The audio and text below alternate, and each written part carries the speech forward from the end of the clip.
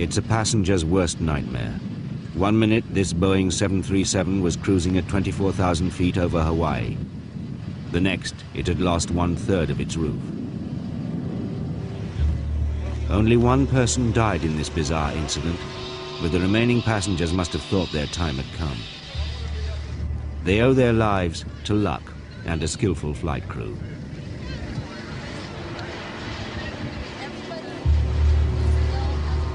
Earlier in the day, a passenger boarding the aircraft spotted a small crack next to the door, but was too shy to speak up. As the Boeing reached its cruising height, the skin of the aircraft peeled back like a sardine can. The aircraft was 19 years old and had spent all its life in Hawaii, flying short hops between the islands. But the airline's maintenance men hadn't noticed the effect that the constant takeoffs and landings were having on the aircraft. The metal panels were tugging apart. There were fatigue cracks everywhere. By the end, the 737 was flying on a wing and a prayer.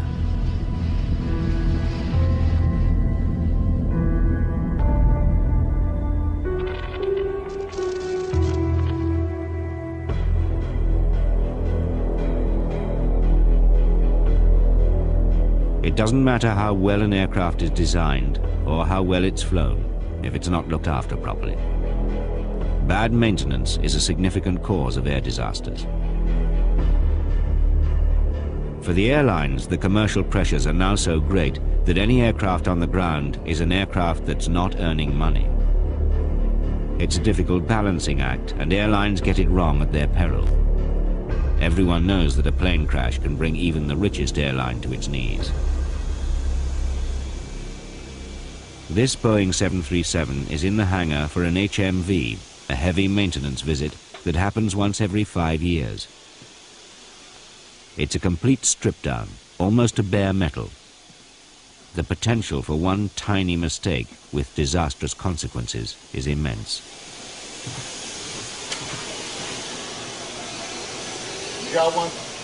And the most dangerous time of all is at shift change. Sometimes you go home and you have forgotten something. It happens to every mechanic. And then you call up somebody on the next shift and say, hey, go to this area and check that I did that right. And they will. Nobody just tries to do it on thinking that they're infallible. They're not magical creatures. They're machines. And if there's any mistake anywhere, it's not a car. You can't pull off the side of the road. The thing is to minimize it as much as you can. Learning from past mistakes means that there are now systems in place when things are forgotten. Working non-stop, the 3 shifts complete the major service in just 14 days.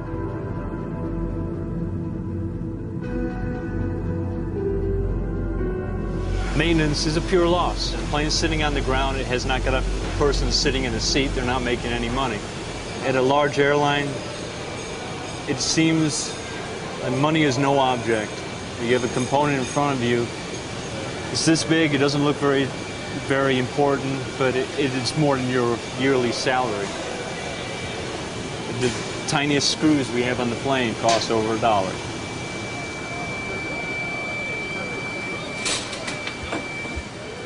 One of the most insidious things about a maintenance error is that it can remain hidden for years. Impossible to detect.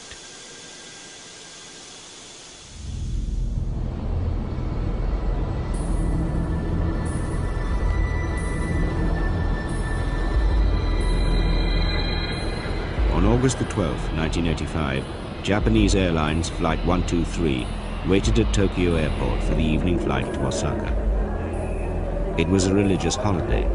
Many were traveling home to be with their families. 509 passengers squeezed aboard the Boeing 747.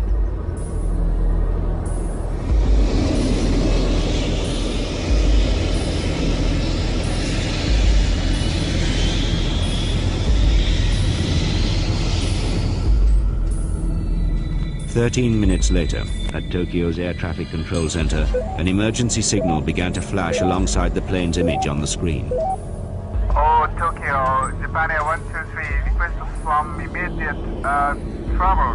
Request to return back to Haneda. Descend and maintain 220, over. Japan Air 123, confirm you are declared emergency. That's right. The plane lurched helplessly around the sky, the pilots completely mystified what had happened, but unable to let go of the controls to investigate. But now on control. On control. Roger, understood. As the hopelessness of the situation began to dawn on the passengers, some began writing farewell notes to their families. My darling wife, life with you has been wonderful. Children grow up to be people I'd be proud of. I never dreamed that the dinner we had last night would be our last one together. After 32 minutes, the plane gave up the unequal struggle to stay in the air. It went into a dive. One wing clipped a mountain peak, scything through trees. Then it headed straight for the next ridge.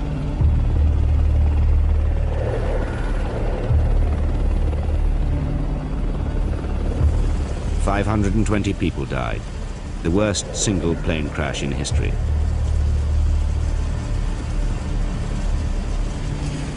Remarkably, 4 people survived.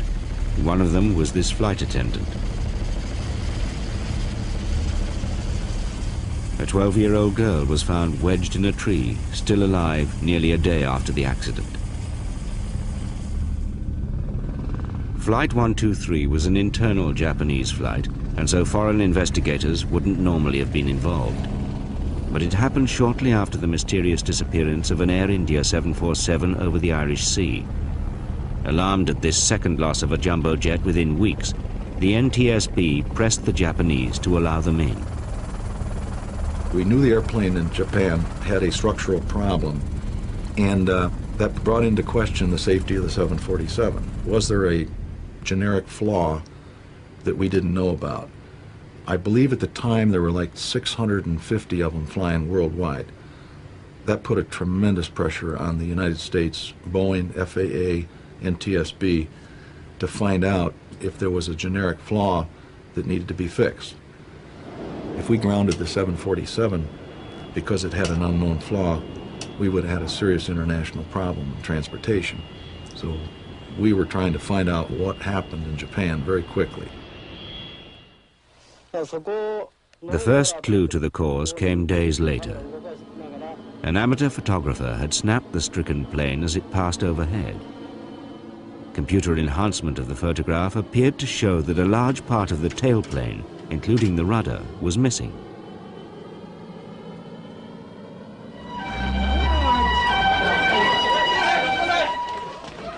The surviving flight attendant had been rushed to hospital. From her sickbed, she told of a loud noise at the back of the plane where she had been seated. Part of the ceiling had collapsed and the cabin filled with white mist. There had obviously been an explosive decompression.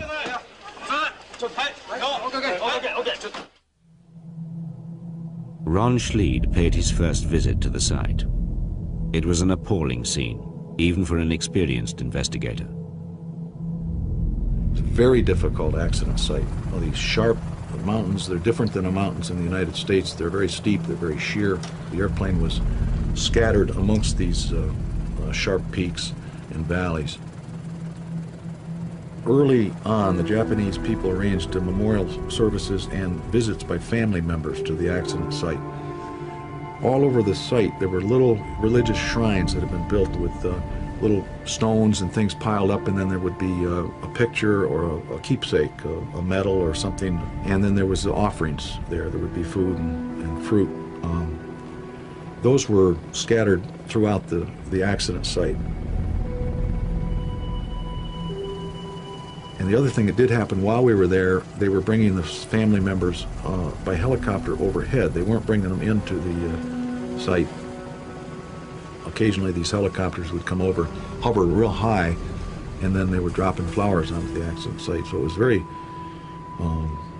impressive to see that. Of course, 520 people died.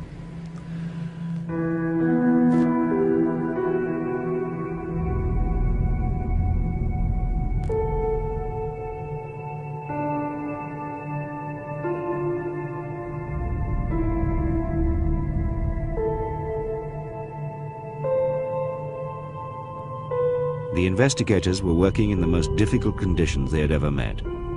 Not only the precipitous mountain slopes, but hostility from the police, who were insisting it was their investigation and no wreckage was to be removed.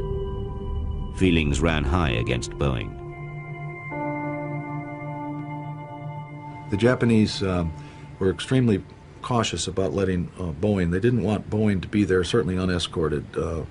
Initially, they were reluctant to have Boeing there, but we assured them that we always worked with them, and we were able to convince them that we needed the expertise of Boeing to be our advisors. So the only stipulation was that Boeing had to be very close to us. They couldn't wander off. As a matter of routine, the NTSB men examined the plane's maintenance record. There, they made an ominous discovery. 7 years earlier, this plane had banged its tail along the ground whilst landing. It had been extensively damaged.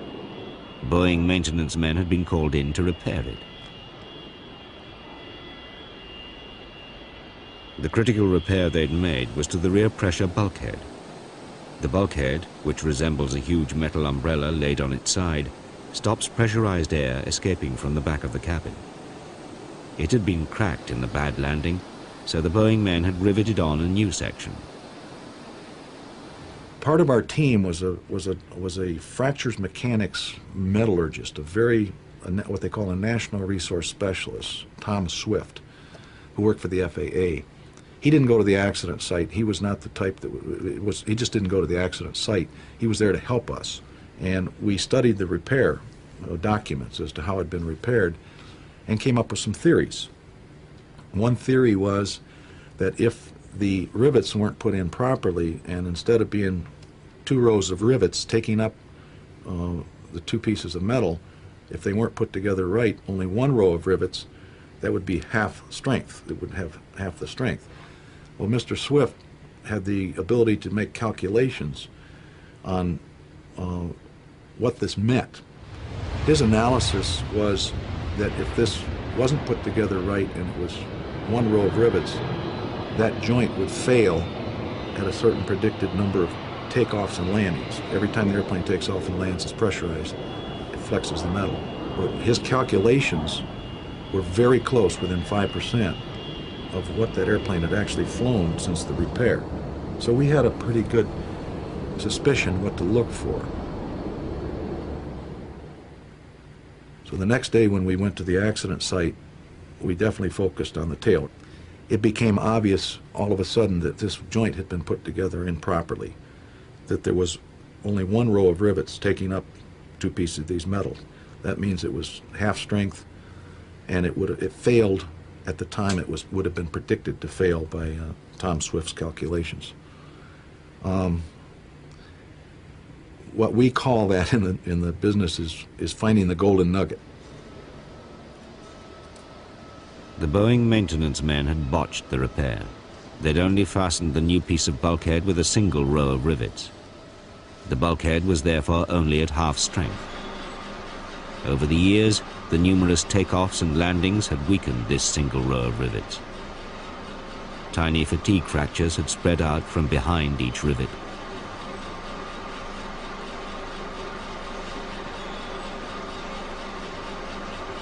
And the structures engineer from Boeing, who was, I forget his exact title, but he was Boeing 747 Structures,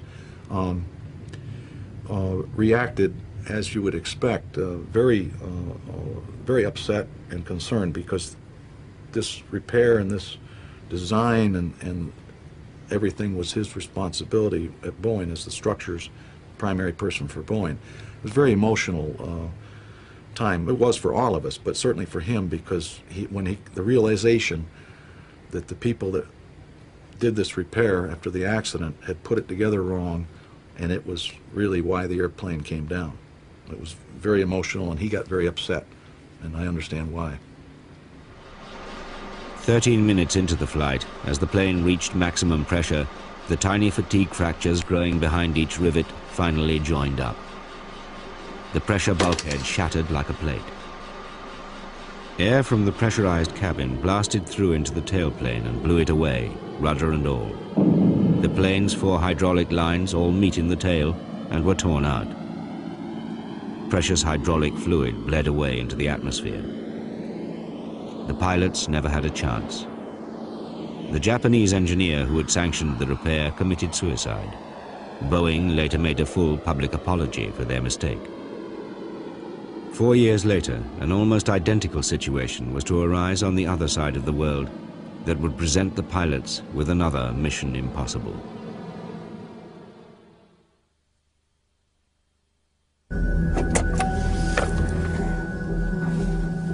What Janice and Dale Sorensen would find would be the most significant clue in solving one of the most dramatic of recent air accidents. Right behind us, if you follow us, you'll see right where the spot was that it fell.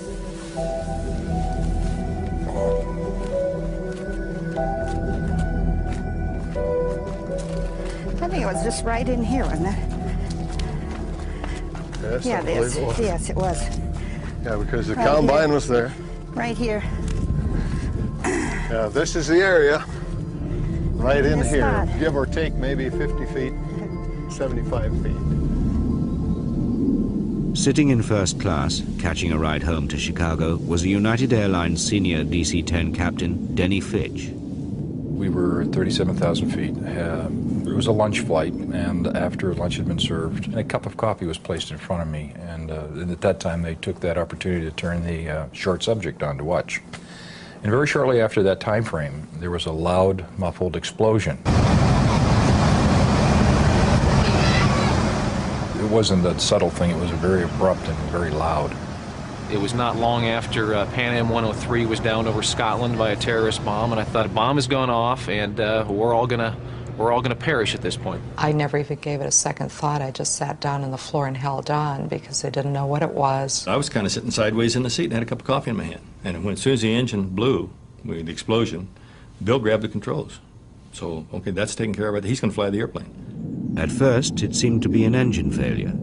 Unusual, but an event that all pilots train for.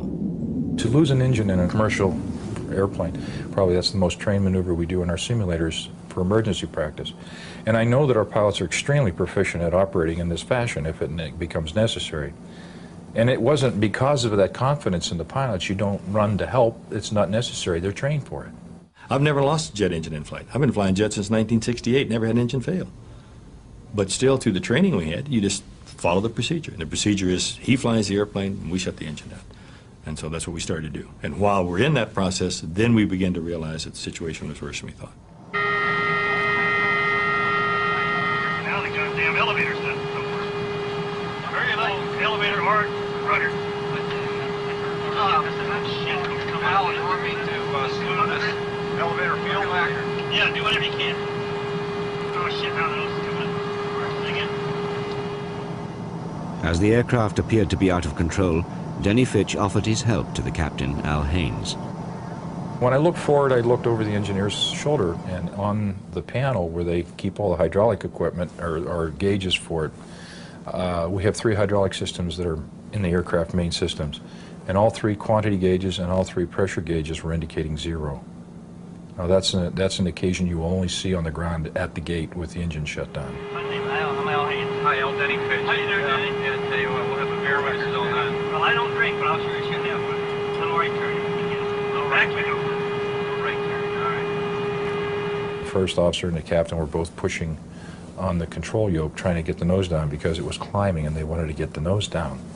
And they pushed full forward, and I can distinctly remember the first officer slouched in his seat with his knee placed firmly under the control column to put even more leverage on the forward moment of it, and it wasn't affecting it at all. Now go forward. No, now come back. You gotta lead it. You gotta lead it, or it's not gonna work. See what you can see back there, will you? Go back and look out the wings and see what we got. Okay. Back on that sucker. Come on, baby. What's the hydraulic quantity? Oh, 0. All over? All quantity's gone, huh? Yeah, all quantity's gone. When we fly airplanes and we want to make a turn, the device is looking from behind their ailerons, and these are located here, and they're flippers. They come up and down as necessary. But in all cases, in a normal aircraft, if this one comes up to put this wing down, then this one goes the opposite direction, down to assist it. So they always work opposite each other. If one goes up, the one on this side goes down. If this goes up, and this one goes down. When I looked at it, these two ailerons in these two locations were both floating up in the same direction at the same time. And that was distinctly not normal, and obviously a confirmation of what we saw in the cockpit. Unlock that fucking door. Unlock it. Pull back. We've lost them. We have no hydraulic fluid. That's part of our main problem. Both your inboard ailerons are sticking up. That's as far as I can tell. I don't know that's well, that's because we're turning maximum return. Yeah. So I'm steering the airplane. Okay, you're saying, okay. Sorry, go ahead, help. Don't worry about it. Tell me, yell what you want, and I'll help you. Right, close one, put two up. What we need is some elevator control, and I don't know how to get it. As a last resort, and the only thing that seemed to work, is the captain in the cockpit had the throttle for this engine pulled it to idle, the left one. This one, he pushed it to full power, and because of the location of the engine, it had a tendency to pick up this wing at maximum power.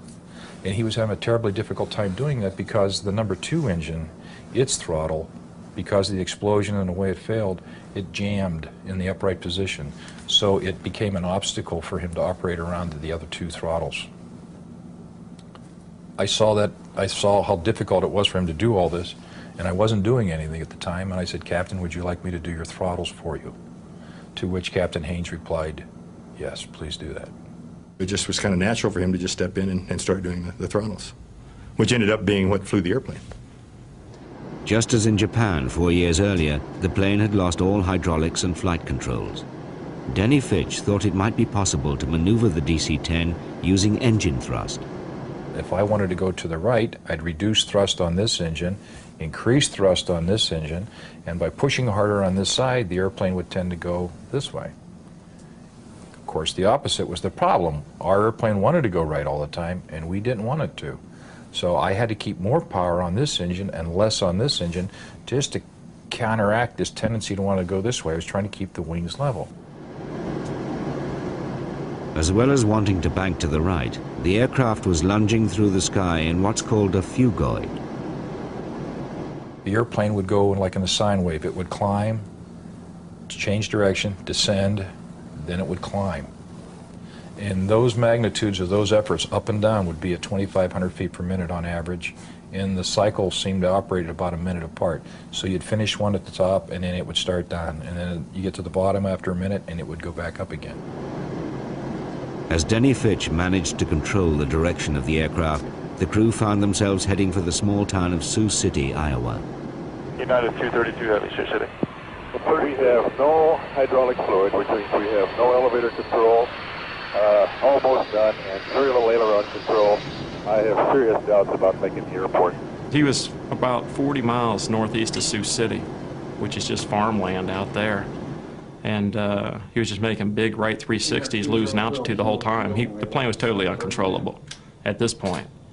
And, you know, while I was talking to him in between our conversations, our transmissions, you know, I told my supervisor, you know, 300 people are going to die and there's nothing we can do about it because it was obvious. I mean, that they were going down. We have almost no control there. We have no hydraulics at all. We're going to go to Sioux City. And we're going to try and put it into Sioux City, Iowa. Yeah. It's going to be tough. It's going to be rough. So we're going to evacuate. We are. Well, we're going to have the gear down. Yeah. And if we can keep the airplane on the ground and it stops standing up, give it a second or two before you evacuate. What's going to be done? We're down 1,500. Roll back over 4. Brakes. The brakes will be the signal. It'll be over the PA system. Brake, brake, brake. And then if we have to evacuate, you'll get the command signal to evacuate, but I really have my doubts if we end standing up, honey. Good luck, sweetheart. Okay. Lock up and put everything away. There goes the slats. But for the most part, you know, they were calm, collected, which, considering what was going on, was unbelievable. There was no panic. It just, you know, I don't think we knew enough to panic. We were just trying to keep the airplane flying. It's so hard to explain because everybody pictures all kinds of things going on in their mind. And it was just, what is the next step to keep this airplane in the sky? And why is it in the sky? If a situation was the way it was supposed to be, we shouldn't be in the sky. It's a corny adage, but I think your attitude determines your altitude. And if you think you can't, then you won't. And I believed with my whole heart we were going to pull this off. I really did. Let's turn left. Help me turn left so we know what it's doing. Back. Let's start down. We have to ease it down. We got to ease it down. I noticed that there was a cornfield at the far end, and I thought, well, okay, if we can get this thing on the runway with just some engine reverse, captain standing on the little bit of brake pressure we had, if we could keep it steering straight down the runway, we're probably not going to be able to stop. We may go into the cornfield. And I thought, okay, we're going to open 8 doors when we stop. It's going to come to rest, wings level. The doors are going to open. The slides are going to inflate, and we're all going to walk off this thing fine. All the spoilers on the touch. That'll work, so we're taking equipment off the runway and they'll line up for that one. His wheels were down, his nose were up, his wings were level. Looked like it was going to be just a fast landing. You know, he'd roll off to the end of the runway to evacuate the aircraft. And I really thought we'd all be home for supper that night. I really didn't think. Of course, it doesn't happen in your town. It doesn't happen to you. At the end of the runway, it's just a wide open field, so Somewhere around 400 feet above the ground, and we're going so fast, the captain said, pull the power off, meaning let's get rid of some of the speed. And I said, I can't. That's what's holding your wing up. Left turn. Close the throttle. Close them all. Back turn, close the throttle. No, I can't pull them off if you'll lose it. That's what's turning you. Okay, all right. I looked down at the captain's vertical speed indicator, and I saw it at 1,800 feet per minute, which was intolerable. We couldn't hit that hard. And in a desperate effort, I firewalled both the engines, shoved both the throttles up to full power, and the time factor wasn't there for us. Okay, back out. Left throttle, left.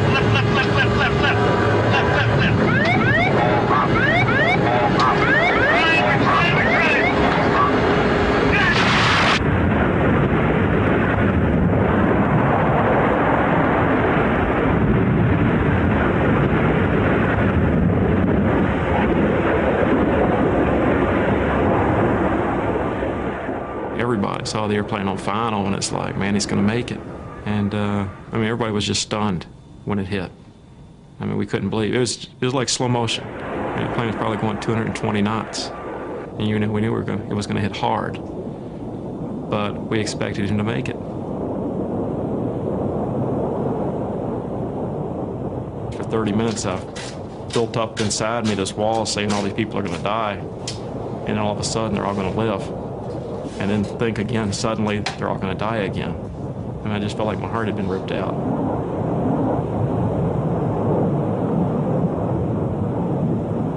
We just dropped out of the sky and hit the ground. I mean, it felt like we slammed into the earth. And immediately, I mean, within seconds after the initial impact, I saw flames, I saw smoke, I saw people still strapped in their chairs being thrown around in the cabins, people thrown out of their chairs being thrown around the cabin. And, I mean, within a few seconds, there was a lot of chaos, there was a lot of destruction, and there was probably some death immediately upon that impact.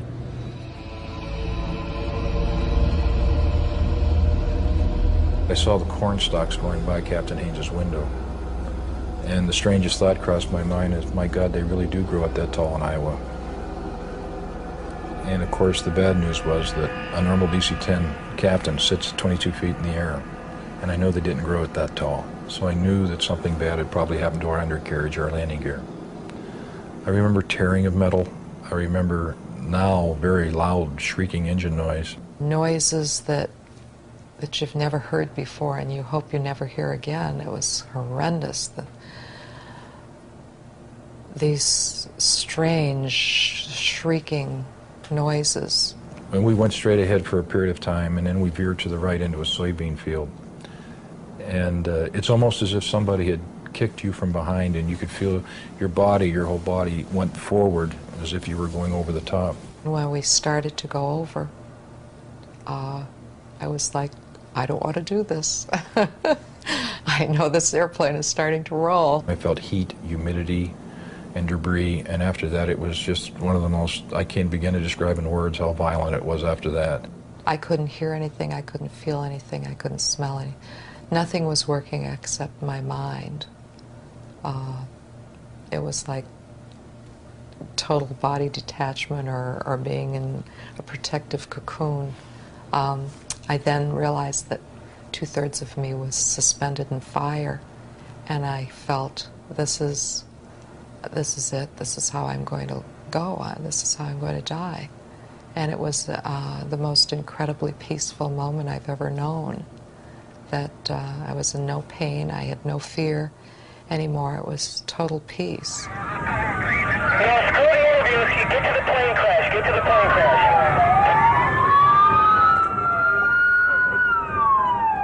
I'll never forget the first survivor I saw was this little kid, maybe 10, 12 years old. And then there was this woman wearing a dress, and they were both kind of laying on the field, and then they set up. They'd been tossed out of the aircraft, and they set up, and they got up, and they started walking to me. And my first reaction was, didn't somebody tell these people that this airplane was going to crash? I thought these were people out here on the airfield for some kind of a field day or a field trip or something. Because as you watched the airplane crash, you couldn't imagine that anybody lived from that crash. So I thought these people were hit by debris. I couldn't believe it. And then behind them, more people began to set up, and then the reality set in that, yeah, these are people from the aircraft that are actually survived this event, you know, and most of them in need of medical care. But still, to this day, it's amazing that anybody survived that crash. I can hear static. Well, Dave, there's lots of people running around out here. We're not sure how many passengers as of yet were on the plane. I opened my eyes and I couldn't recognize a thing. It was like waking up on a foreign planet. I was thinking, I'm still thinking. In other words, I'm still alive. And then it was right back to work. We've got to get out of here. There goes the life flight, Captain. Behind me, I heard someone say, there's an opening. I immediately went back where I had heard that voice, and surely enough, people were walking out into a cornfield. It was surreal. I could have been saying, thank you very much for flying with us today. And they were going slowly, and in the back of my mind, I kept thinking, this could blow up at any minute. I wish they'd move faster. We're taught that when the fire is too hot, the water's too deep, and the smoke is too thick, that you leave. So there was no question of me going in to look for anyone else, because it was deadly. That's when I left.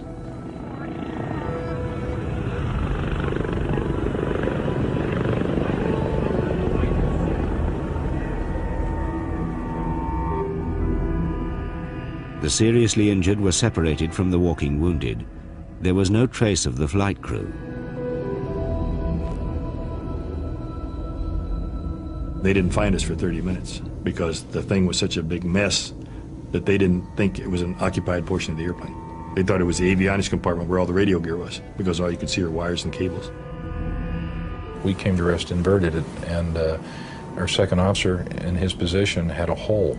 He was able to get a hand up and put a little bit of insulation in the air, and he kept waving it, and finally, after about 30 minutes, one of the rescuers saw the hand, saw the insulation, came over in his truck to look into it, and he was informed by our second officer there was 4 pilots in here. This was the cockpit. When you see the wreckage of the cockpit, yes, it's a miracle we got out of there. It's a miracle any of us survived. And we had passengers come off that airplane without a scratch on them.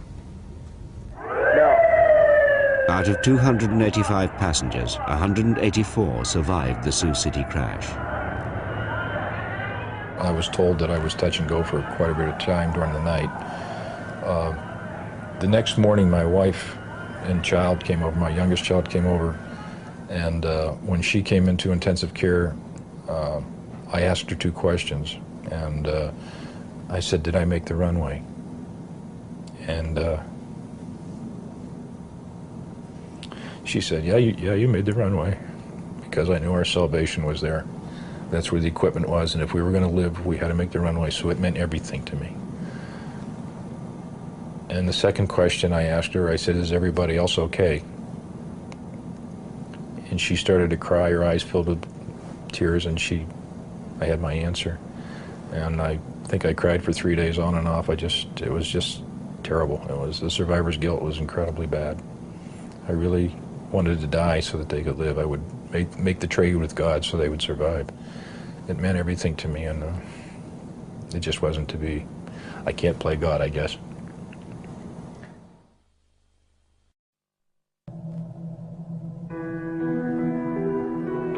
I don't know, you just don't have a chance to think it all through yet. You had no concept of loss of life until we were going to evacuate on a shuttle bus and walk back through an open area, and you just saw the people. Some of them were covered and some weren't, and there was just debris everywhere. One person actually found their suitcase laying in the corn, picked it up and walked away. Now, how ironic. Were you in the back of the plane or the front of the plane? Where were you sitting at? Right in the middle. Right in the middle? And you basically just walked away. I did. From about row 9 to about row 20, almost everybody got out. And then from about 20 to 25, I don't know how many rows there were, but from 20 to 25, 26, 27, a lot of people got out. But I haven't met a single person that was in front of row 9, which was first class. I haven't met anybody from first class at all.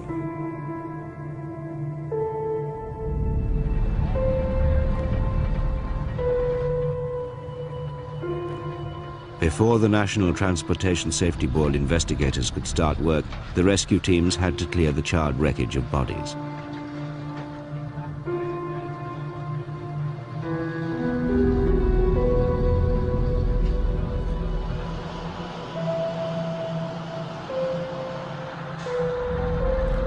We must not forget that 111 people perished in this accident.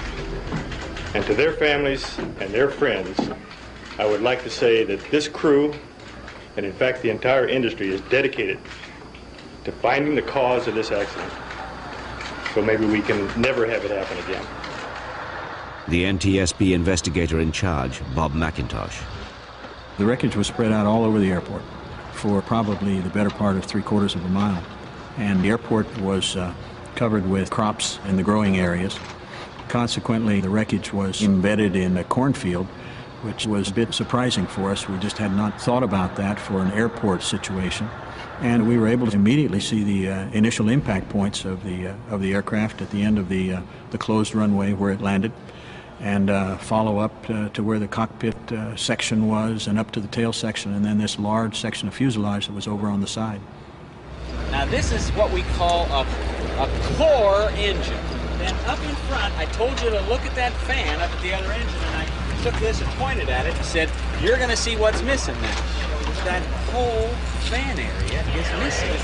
That whole damn fan area. And this is a large piece of equipment. And when it goes, if it's spinning at a high RPM, it's got a kinetic energy that's really something. It's really something. Nobody's going to solve an accident in the first 30 minutes or the first day. Consequently, sticking with the rules of investigation means that you count all 4 corners of the airplane and you look for all the ground scars you can find. Consequently, we had our performance team out at the original point of contact. We had our engine people looking carefully at particularly at the number 2 engine. We had our structures people looking at the tail where we saw all the damage that had been done from the rotating parts. And we had lots of people looking for the things that might have fallen off the airplane. And indeed, one of those parts came into very prominent notice to us, one of the hydraulic lines. The investigators knew very early on that the tail engine's fan disc had disintegrated and spun out and sent shrapnel through the tailplane. The hydraulic lines were severed, the flight controls useless. But they didn't know why, and they couldn't find the fan disc. As the accident unfolded, it became obvious that the fan disc in the number 2 engine was missing. And also was known that the hydraulic systems were damaged and things of that nature. So it became a giant search to try to find these disc pieces, and they're large. The disc itself is a 300-pound titanium forging, and on top of that there are these fan blades that stick out, and the whole thing is very big, very heavy. So these pieces, you would think, when they fell to earth, they would be obvious and that you would walk up and find them. But with the Iowa cornfields stretching for miles on end, no one could find them. They did aerial searches and all types of things.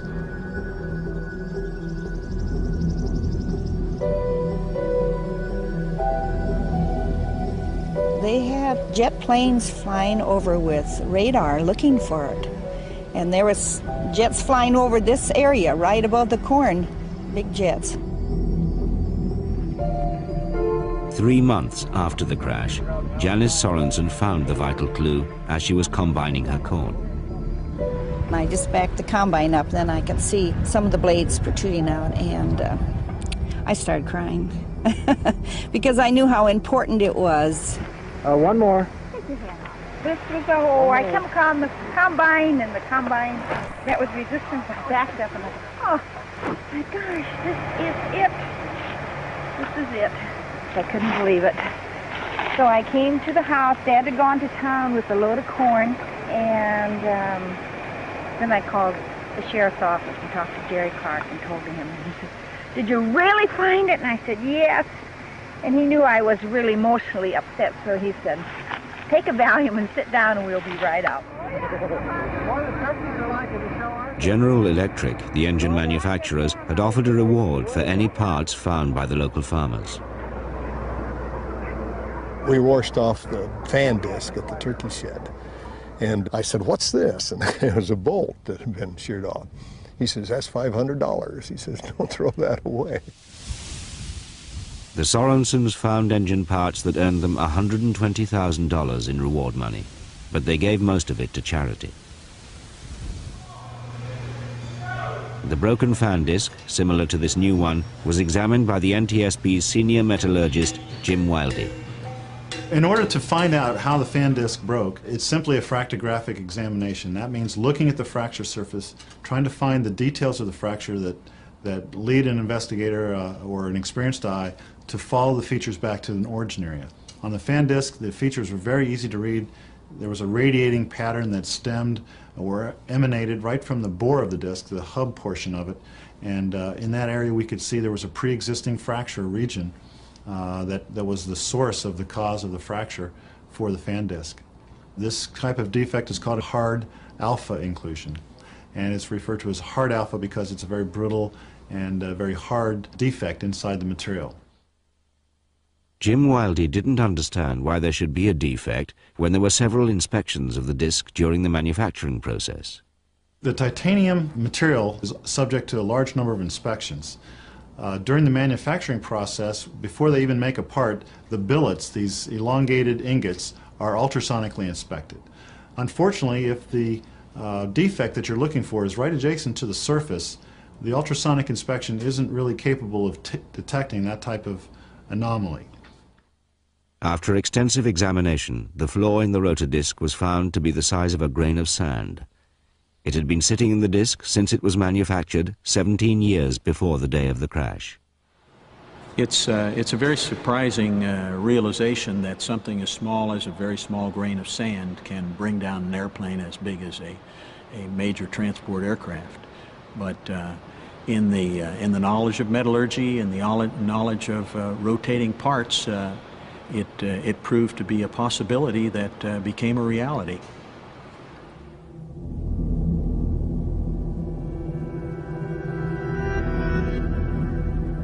Although the flaw in the disc happened during manufacture, the United Airlines maintenance team were harshly singled out for criticism in the NTSB's report. United's maintenance inspectors had failed to spot the flaw in all of their routine inspections. In the end, said the NTSB, it was all down to human errors. We are still not satisfied that the report reflects the things that really happened. The disc was defective at delivery, and that we believe we did everything as a company possible to inspect. It happened before my time as director of safety, and I have gone out personally and gone through the inspection line. I've talked to the people who were involved. We still at United do not accept that there was anything further we could have done. The crash at Sioux City was the result of an extraordinary chain of events, a 1 in a billion chance. We have an adage in aviation safety. It says that if you break any link in the chain, you've broken the accident. The accident won't happen. But once that, you know, if you haven't broken this chain of events that start, in this case, the flaw in the disc caused the disc to fail. The disc failure causes parts to fly to the engine. The parts fly to the engine, it punctures the horizontal stabilizer. When it does that, what are the odds of it hitting 2 hydraulic system lines? And it did that as well, and it punctured those too. It all happened in a quarter of a second, and it all started with that small defect in the rotor disc. So it went from a rotor disc problem to an engine problem to a hydraulic problem to a loss of control problem. Flight control, again, the trail goes right back to the little defect in the disc.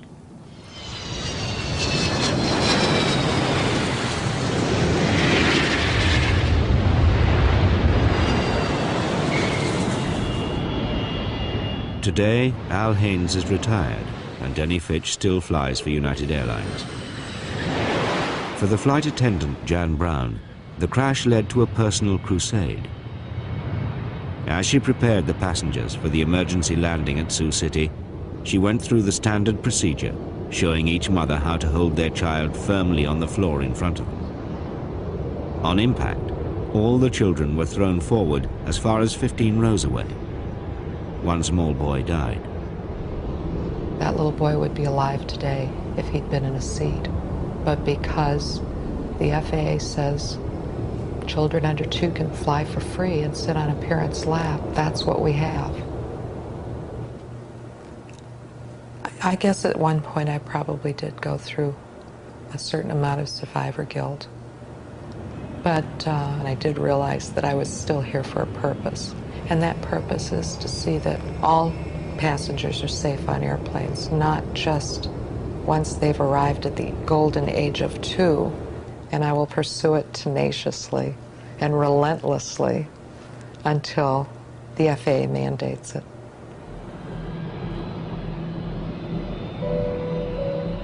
Thankfully, crashes like Sioux City are rare occurrences. Flying is still statistically the safest way to travel. Quite frankly, the danger that I face every day when I go to work is between my driveway and the parking lot. More people are going to try to kill me between now here and O'Hare tomorrow in a car. Once I'm upstairs, I'm among professionals. We play by the same rules, and we're out there doing the very best we can to be safe and to do it well and professionally. And I feel very, very safe upstairs. Statistically, emotionally, any way I want to look at it, I'd much rather be upstairs than down here on a safety issue. It's dangerous down here.